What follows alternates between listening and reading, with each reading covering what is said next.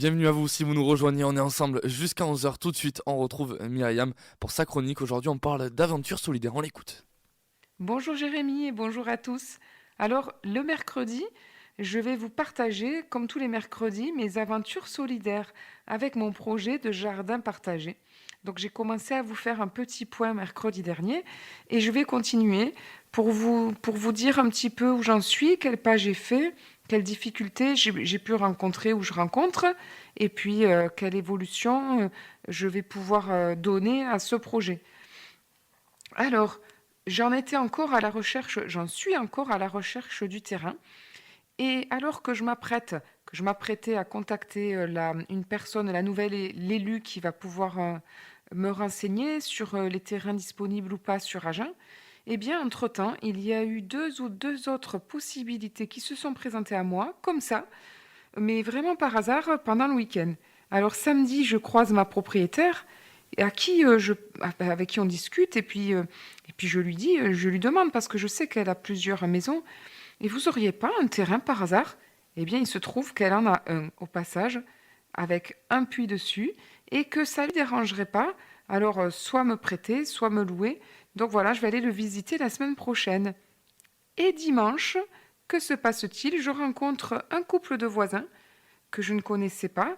Et la dame me dit, mais je loue pour mon association un organisme, donc elle m'a indiqué lequel, je crois que ça s'appelle c'est l'organisme qui s'occupe des voies navigables en France. Et donc elle me dit, moi je loue une parcelle à l'année, c'est pas cher du tout.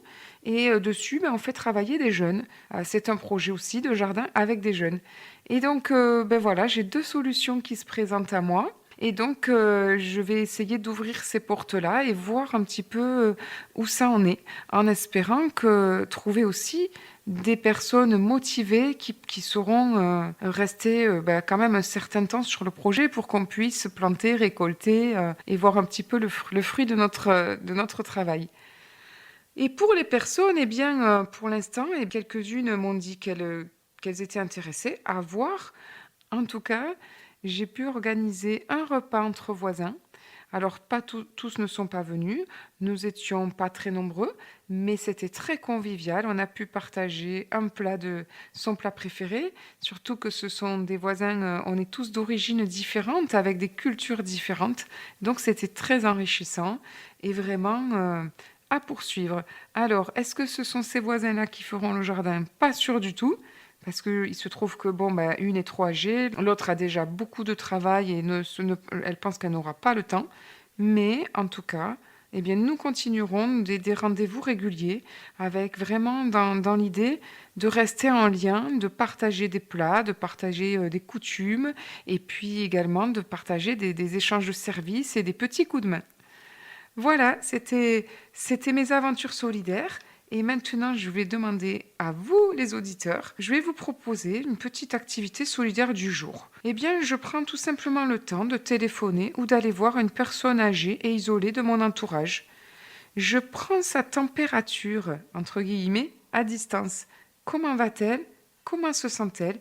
Et je lui apporte un petit mot de réconfort. Je vous souhaite une belle fin de journée et je vous dis à demain.